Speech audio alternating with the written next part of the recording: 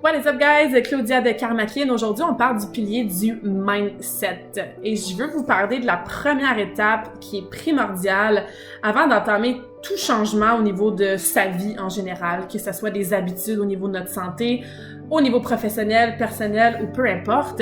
Et la première étape, c'est la prise de conscience. Il faut avoir conscience de nous, de nos propres comportements, de notre routine, de nos habitudes, avant même de vouloir mettre en action des stratégies pour vouloir les changer. Qu'est-ce que je veux dire par là? C'est que, par exemple, si quelqu'un dit « Ah, j'ai commencé tel plan alimentaire » ou tu as comme une situation qui t'arrive dans ta vie qui fait en sorte que tu commences peut-être à te questionner que ta nutrition est peut-être pas super optimale pour ton poids ou pour ta santé, ton énergie, mais que tu n'as jamais écrit ce que tu mangeais à tous les jours pour faire une espèce de prise de conscience, une espèce d'analyse, c'est sûr que ça va être difficile pour toi de mettre en place des actions, des stratégies pour changer cette habitude-là qui serait tes habitudes de nutrition au quotidien.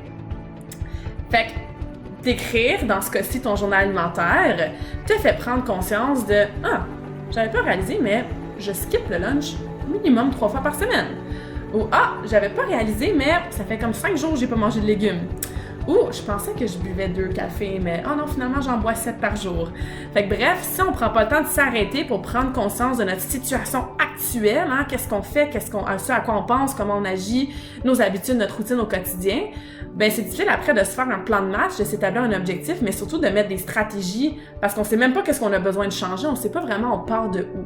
Et c'est là que la prise de conscience devient super importante. Comment on fait ça, une prise de conscience? Souvent, on va faire ça genre le 1er janvier.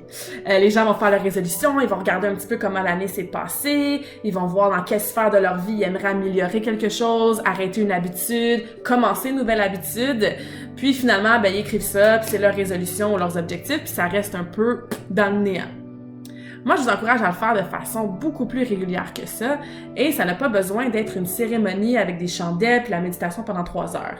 Ce que je vous encourage à faire, si vous n'avez jamais vraiment pris le temps de prendre conscience de est-ce que j'ai des choses dans ma vie que j'aimerais améliorer, est-ce que j'ai des habitudes qui sont pas super optimales pour ma santé ou peu importe, c'est de commencer avec quelques minutes, sans distraction, donc pas de téléphone. Vous pouvez prendre une feuille, un papier, puis juste de prendre les respirations puis d'être en silence.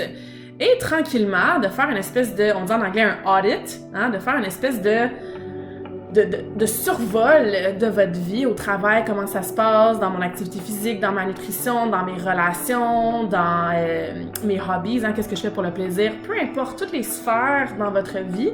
Et juste tranquillement, prendre conscience de ça ressemble à quoi en ce moment, qu'est-ce que je fais, c'est quoi les habitudes qui sont reliées à ça. Et idéalement, j'aimerais que ça ressemble à quoi?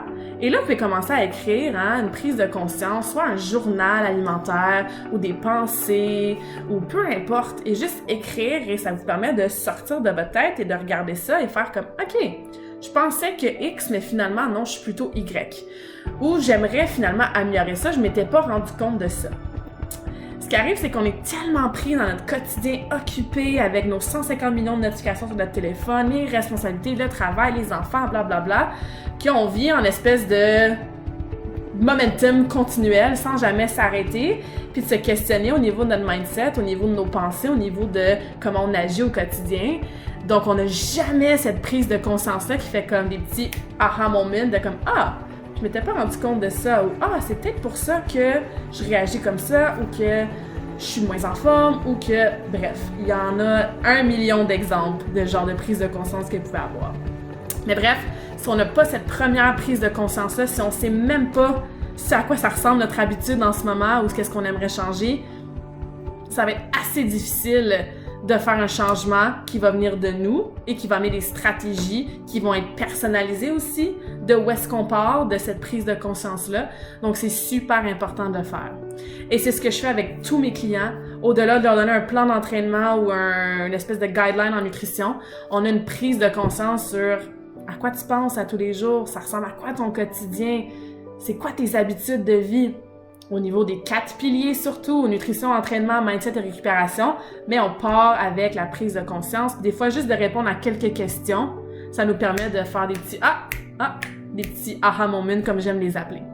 Donc, si tu as envie de prendre conscience de tes habitudes sur ces 4 piliers-là, n'hésite pas à me contacter, karmakin.ca. La première consultation est toujours gratuite et ça va me faire plaisir de t'aider à prendre conscience.